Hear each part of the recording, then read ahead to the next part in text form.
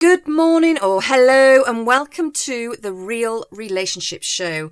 I'm Deb Morgan, the Real Relationships expert, and I'm joined today by Bhavna Radia. Bhavna, good morning. Good morning, Deb. How are you? I'm very well, thank you. I'm so pleased to have you here with me today.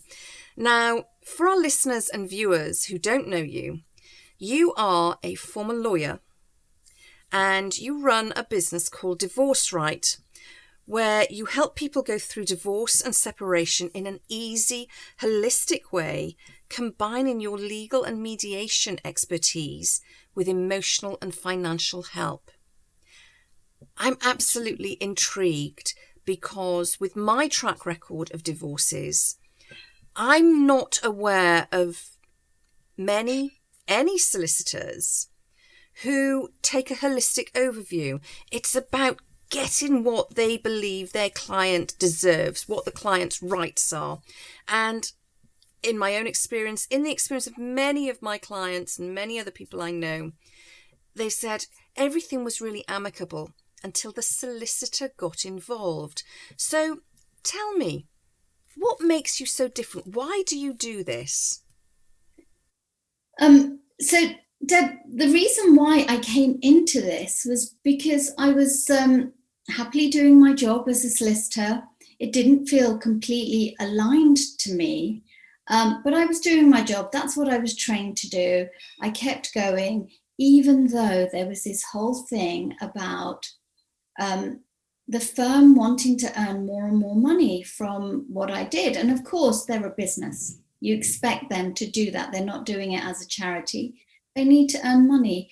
But there is this whole thing about being pushed into earning as much as you can from each client. And that was very difficult for me because I know that I can help clients settle their matters really easily. And that's where I want to be. That's what I think is right for them, as long as they are getting the right help, as long as they are settling at the right level. I help them see things from a different point of view. So in practice, I would always say things like, I know your partner has picked up your son. It wasn't the right day for him to pick up your son. Was your son abducted? If he was, we'd need to get an injunction.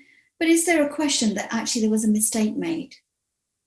There could have been a mistake. We could rush in and get an injunction and stop all contact and dad doesn't see son anymore. Or could we just explore what really happened? So through the exploration of what really happened, it turns out there was a mistake made. And actually things got resolved really simply without the need for court proceedings, without the police getting involved. And it was a genuine mistake. And when you show clients that actually see things from a different perspective, sometimes you can settle things much easier. So that was kind of my experience in practice. And that this is the profession that I chose. So I try and do that the best way I could. But what happened was I was going through my life and then one day realized that my relationship was coming to an end. And I guess that really changes your perspective on life. But actually, it changed my perspective completely on what my clients went through. It was such a big eye opener for me because I got married, as we all do. Marriage is a fairy tale, it's going to last forever. I'm a divorce lawyer, I know the pitfalls. So it's not going to happen to me. I'm going to be fine. I can really see how people get into these messes, and it's not going to happen to me. But one day you wake up and it is happening to you, despite everything you thought you knew, because life isn't a fairy tale. The reality is that these things could happen to anybody. And once I realized that divorce was inevitable for me, it was the emotional turmoil that I went through was huge.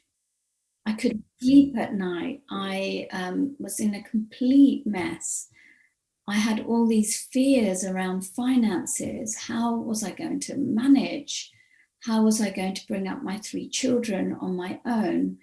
My youngest was 1 year old, so there was quite a worry. How could we keep things amicable? Would the children get affected? All these things you worry about at nighttime, you can't sleep. Luckily for me, I wasn't Googling what the process was, which is what a lot of people do. I didn't need to do that. But as I recognized that I had a lot more knowledge than most people, I recognized that if I'm feeling like this, my clients must be feeling a whole lot worse. And the things I had to do to help myself was really work on, getting help around my emotions, because I did suffer from depression around that time. My mental health really suffered, and I had to get a lot of help. And it was from family and friends, but also from professionals. And through that, I learned a lot about how to help my mindset, how to get through this period in the best way possible. I did a lot of reading, I did a lot of work on myself. But that got me thinking that what if people don't do this work on themselves? What if they don't get the help? What would happen to them? Because with the help that I got, with the work that I did, what happened was that I was able to bring a different perspective into my divorce. I started getting to a point where I could move from the past and what happened and why did this happen to me and what exactly went on. And I could move to a place where actually I was a bit more constructive, because divorce is a whole load of emotions, but also strategic decisions that you need to make. And how can you make it? Exactly. And the two generally don't combine, do they? If you're highly stressed or highly emotional, you can't make a strategic decision because you just can't think straight. Exactly. You can't think straight. So with getting some help around your emotions and actually practical things that you can do, getting some help around the legal process, having somebody there who's been through it that will say, I understand this. I completely get it. Having somebody to help you plan for the future financially. Somebody who really looks at your life up to the age of 100 and says, okay, this is a potential settlement that you're looking at. What's going to happen to you in the future? We're not just looking at today, because we shouldn't just look at today. We need to plan out what your life is going to look like with this settlement. So what I do is I bring different people like that to my clients, because then I know that they have thought about everything. They have had help emotionally. We have really worked out whether this settlement is right for them, whether it's viable. For me, it's not just about a legal, we've got you to an agreement, off we go. If this isn't viable for you, you shouldn't be doing it. If your future looks uncertain, we need to look again. So, for me, there is a whole host of things that need to come in to divorce to make it a better situation for people. Obviously, I can't take away all the trauma, but if I can be more personable, stand shoulder to shoulder rather than behind a desk, then my clients will know that I've got them with whatever it is that they need help with. Wow, that's so incredible to hear a solicitor say that, to say, I'm helping you because I know from experience. And it does make such a difference, doesn't it? No matter what you're going through in your life, if the person helping you has experienced something similar to what you're going through, and we all experience things differently. Nobody has exactly the same experience as the other person. But when you've been through something very similar and you can truly empathize with that person, it makes such a difference with how you help them, how you listen to them, how you can help them to move forward. As you say, you look at things one way and then you step back and look at them in another way if the first way isn't going to work. And it's that flexibility, that adaptability, having had the lived experience as well as the theoretical knowledge, that makes such a massive impact to your clients, isn't it? Oh, honestly, I have a group of super fans that just, put me forward for everything, because they know for me, it isn't about the money. Obviously we all need to earn a living, but that is by the by. I have clients that have hardly spent any money with me, but actually what they have got has really changed their lives. And that's what it's about. It's about transforming people's lives, giving them freedom, breaking these chains, and actually giving them hope and inspiration that you're going to be fine. This is a journey, and it's almost like a season. Okay, you're in the winter months, but remember the spring will come round and you are going to be fine. Take it step by step. Just deal with the step I've given you. I'll give you another step. I'll give you another step, and we will build up to getting to that last bit. But always with knowledge, always with options, always with, this is the best way of doing it. Because if you've told me your ex-partner and you want to keep things amicable, then that's my guide. I always will say, do it this way. This will save you a lot of hurt in the future. I get a lot of people that want to go to court. It's a constant, I want my day in court. I want my day in court. I want to do this because she had an affair. And I have to sort of rein them back and say, what benefit do you get from that? If you tell me the benefit, I'll encourage you. If I can't see the benefit and you just want to be heard, there's different ways of being heard. Don't go to court just to be heard. We can find a way for you to do that. And sometimes the other person doesn't want to hear you, but we need to work on that within yourself, not by going to court. So, if there's a benefit and you have to get aggressive, I will encourage them to go to court, but not if there's no benefit for them. I had a couple I was working with, and actually they were fighting over this car that was £8,000. And we talked about all the different things they could do with this car. And they didn't want to do any of them. There was no option that was right. Both of them just wanted the car and they wouldn't agree it. So they decided, against my advice, to go to court. And what happened was the judge said the car had to be sold and the proceeds split. So they got 4,000 each. But actually they spent 20,000 each fighting. How can that be right for anybody? How can that be right for their children, that they have fought and fought and fought when actually they didn't get heard in court? That's not what court proceedings are there. But you will always feel that justice hasn't been done because nobody hears you. You end up with this massive bill. Why would you want that? You could have kept the money yourself. And nobody felt happy that they were at a position that they got the right decision.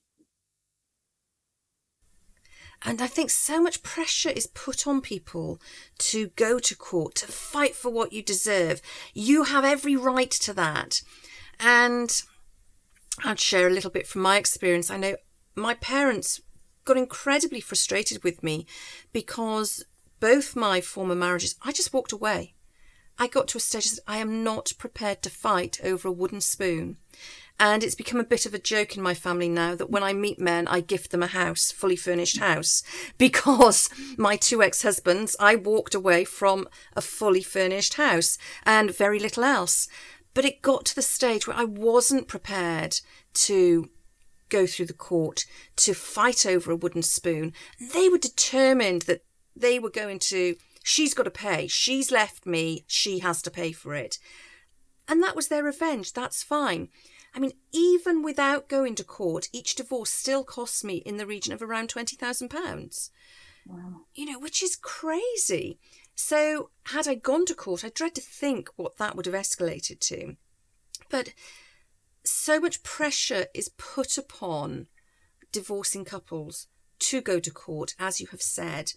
And I suspect, and you can tell me whether I'm right or wrong here, that is because, as you have said, solicitors are a business and they will make more money if their clients go to court. Yeah, absolutely they will. I'm not saying that all solicitors are after the money. There is a lot of solicitors out there that genuinely are concerned about their clients, but they only see one process. You try and negotiate it. If you can't negotiate it, if they're not forthcoming, if this, if that, the next step is court. For me, let's still find a solution. There is a solution. We've got to find it. I mean, some people have no choice. Court is their only option. But I will say to them, what is it that you're trying to get from this person that they haven't offered already? If, say, for example, there's £20,000 that you think that you should get, but it's going to cost you 30 to get it, you're better off making a deal there and saying, if you could get 10 of that 20, then maybe you've achieved 10,000, not made a loss. But so many people say, but if I go to court, I'll get my fees back. And it doesn't work that way. Most people don't get a costs order. You don't get your fees back. You have to be ready to pay those fees yourself, regardless of what you got. And that's where people get really mistaken. And I do think that with some of the emotional support that I recommend, mindset work that I recommend, that actually they can put the past not behind them, but they can make peace with the past and peace with what happened. Because when you can stop saying, but why should I get less because he left me or because she had an affair? Once you can put those words away, then you can come at this in a better way. Because, legally there is, things that a judge would say you should consider. And there is an element of fairness that we have to look at. It doesn't matter who was at fault. There is an element of fairness. Both of you need housing. Both of you need a certain standard of living. You don't get a better standard of living because she had an affair. Exactly. This doesn't work. I think so much of divorce or the divorce proceedings focuses on and uses that feeling of revenge that the partners in a marriage have. He hurt me, she hurt me, therefore I have to take revenge. And this is my way of seeking revenge, is by getting the solicitor to be the bad guy. And as you've just said, it's not about that. It is about seeking what is right and what is fair for both parties. And Bhavna, we've talked a lot about the divorce process and whether it's right or wrong, and we could talk for hours about this, and I know we're going to have another conversation at some point. But I'm interested to find out more about your experience and what led you to the path you're now on. I know that it was your own divorce that led you to do this. And you've said to me previously that part of that was in your own divorce, you ended up homeless. Yeah. How did that change things for you? Because that must have had a huge impact on your well-being at the time and on how you now practice. It does have a great impact on everything, because as I said, I went through depression. I went through my children being affected by the divorce. It doesn't matter how you deal with it. A lot of that will happen. But equally, through how the divorce panned out, there was this whole element of, I just need to get out of here quick, because it is affecting my mental health. If I don't sell my family home, then I'm still stuck in this place. And we could have battled it out. But actually, he agreed to sell the family home. I decided to sell the family home. And, it was an agreement we reached, and it should have all worked out fine. But the property that I was purchasing fell through. And I knew that actually moving on was the most important thing. Sometimes when you've got this thing that links you together, the family home, or whatever it is that is so important that links you together, you have to break those ties. And until you break them, you don't find the freedom that you need to fly. And through that, breaking those links, what happened to me was that, yes, I went through a really difficult time. I had a bag and I had 3 very young children in my car, and we were thinking, we've handed the keys over. What happens now? Nowhere to live. I was so lucky that family and friends were there. They picked me up, they held me, they housed me. But we did move from home to home. We were sleeping on the floor, we were sleeping in different places, but it was the most difficult thing that I've been through alongside my divorce was finding myself having no stable place to live. It's something that we take for granted. And I was desperately trying to find something, but it was quite tough. But there's always something good that comes out of something bad, and I'm a big believer in that. the day that we handed the keys over and we drove to a friend's, I didn't have much in my car for the children even, but I got in and I'd been strong up until that point, but I broke down when we realized that I had no stability. What have I done to my children? And I cried. But what they did, they huddled. We got into a big huddle and they said, "We are a team, Mum. We're going to be fine." And when I had my days like that, they held me really close and reminded me that we're a team. And when they had days like that, the others would do the same to them. So we came together in a way that I couldn't have believed. And it's only adversity that takes you to those places, drops you right down, but also lifts you. And for me, it was a big point to show the children that we can't be broken. Exactly. And isn't it incredible the strength that our children show in times like that? And it's kind of similar to you. I left my second husband when my son was just 3 years old. And my catalyst was my son saying to me, "Please don't cry, Mummy. Everything's going to be okay. I will look after you." And for me, I remember thinking back then, those aren't the words I should hear from the mouth of a 3-year-old.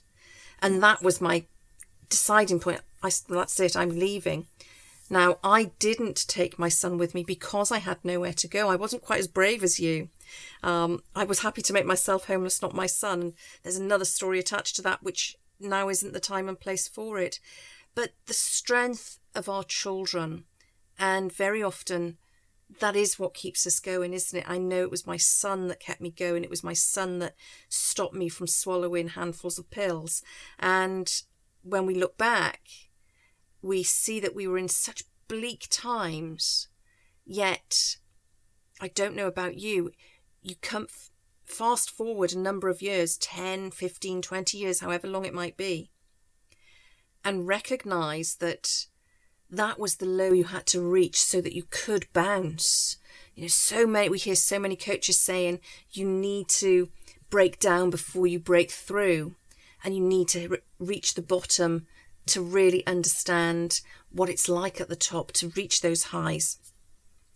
But when you're going through it, how did you cope with that? You said you've had your huddles, and you said you got through these challenges using gratitude, meditation, and exercise. Again, things we hear so often. And I think a lot of people have thought, oh, goodness me, there's another coach telling us we need to use gratitude or meditation and exercise. But tell me, how did they work for you? They were my lifeline. I have to say that without some of the practices that I did, I equally don't think I would have been here. Some of the reading that I did and some of the practices which I'll go into, they saved me. Because the dark days are so dark. You cannot see any light. And you need to have something to hold on to. For me, the first thing I did was I did get the help of a therapist, and, brilliant man, really helped me in a practical way. But the other things that I did was that I started reading a lot. When I would have those dark thoughts, I would have books next to me that I would pick up and just open the page. And I would read the page wherever it opened. And on that page would be a message for me. And I think it's because I was looking for a message to keep me alive, to keep me going. And I think when you are looking for it, you will find it from somewhere. It will come.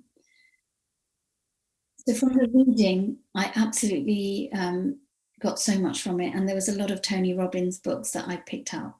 And I do say that those books saved me.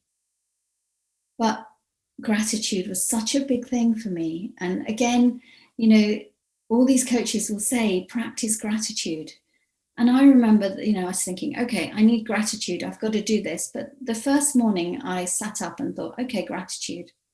Couldn't think of anything. Nothing would come that I was grateful for. And so I would start off with, I opened my eyes this morning. It's warm in my house. I have a roof. I mean, there were times where I didn't have that, Yes, but exactly. the days that I could find the simple things, I held on to the simple things. But slowly, as I practiced it every day, just 5 things to be grateful for that I said out loud to myself, I realized that the things that I was saying were bigger. They weren't just the sky is blue or I can hear a bird.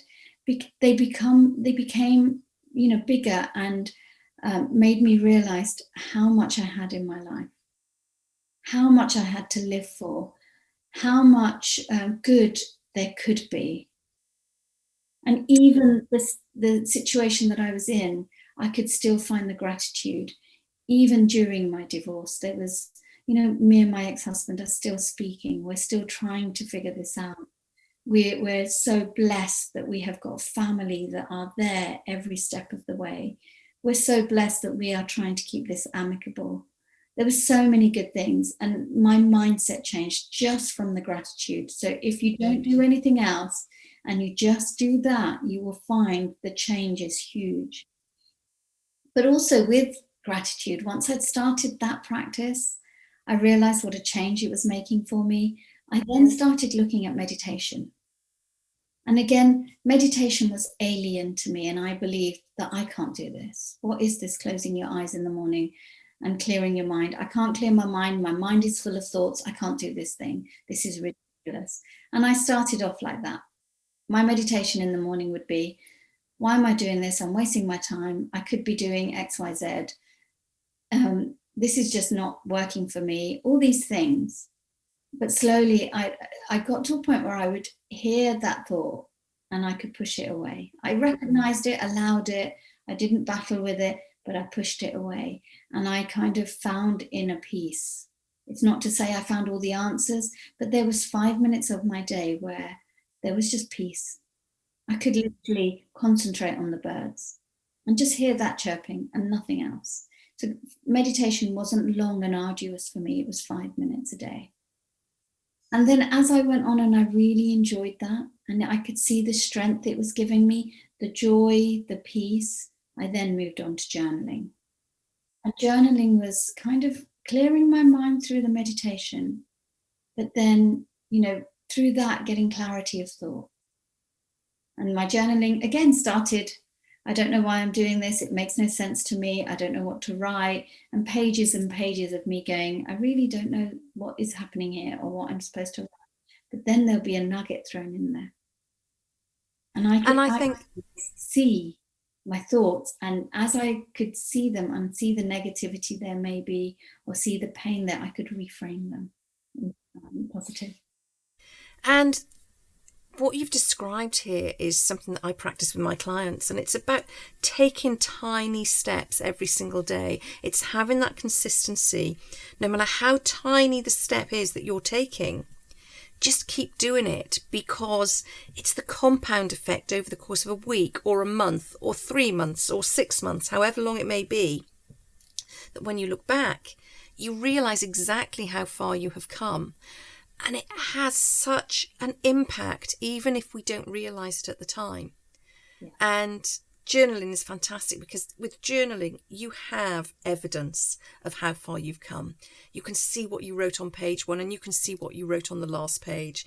And you can acknowledge that actually, yes, things have changed. Things have improved. This has changed. And I don't know about you, but I like to go back through some of my old journals and just see how far I've come. And I'm always surprised. I shouldn't be surprised now because I've been doing it often enough. But to see how many of my dreams, hopes, aspirations, desires have actually happened. Yeah. And you don't realise very often that you are actively working towards them. But just by getting them out onto paper makes such a difference. I think for what I used it for initially was just to tumble out my thoughts, because there is so much, isn't there? There's so much pain, so much of what if this, what if that. And so it was filled with just my thoughts, the painful thoughts, the worry, the what am I going to do next, all of these things. So it was a way of me shedding. shedding all of those worries, and knew that they were still going to be there somewhere. But once I'd written them down, I could let go of holding them in my head. Yes. It really helped me go, okay, they're there. They're not gone away, but I don't have to hold them here. My mind can settle. And slowly it turned into almost a vision board. But I didn't notice that gradually happening into, I can't wait to this. I was actually telling myself what I wanted, what I was aiming for, what my plan was out of life. And it was not, I can't wait till I've got a big house or a big car, but actually I want to have this group of friends that are supportive. I want to find that point in my life where I can shut the door and the world is outside and me and the children are inside. I want to find this place where me and the children are so settled and so happy within ourselves, not externally, not looking for happiness elsewhere, but within ourselves. So I saw myself grow in the pages of this book. And even now in my practice of journaling, I notice that I put something out there, but because I've written it, it's almost like my mind knows that that's something she wants. I'm going to focus on that. And it happens because I've focused on it. And sometimes you don't even know what you're focusing on because you don't give your thoughts like a clear path. But by writing them down, you do. And I feel that they happen. And when I have a mission for something, I write it down and I write it down and I write it down. And I feel like I get closer to it with every word. So yes, my journaling has massively changed. And now it's more a transformation. It's more a hope, a mission. And I can see that these things happen because I focus on them. Fantastic. Bhavna, we could talk for hours and hours because there's so much we have in common, so much we could share, so much we can unpick. But we don't have hours and hours on a podcast episode. So for our listeners and our viewers who would love to know more about you, who are looking for a much better way to divorce or separate, where can they find out more about you? So they can connect with me on Instagram. That's a brilliant place to come and chat to me.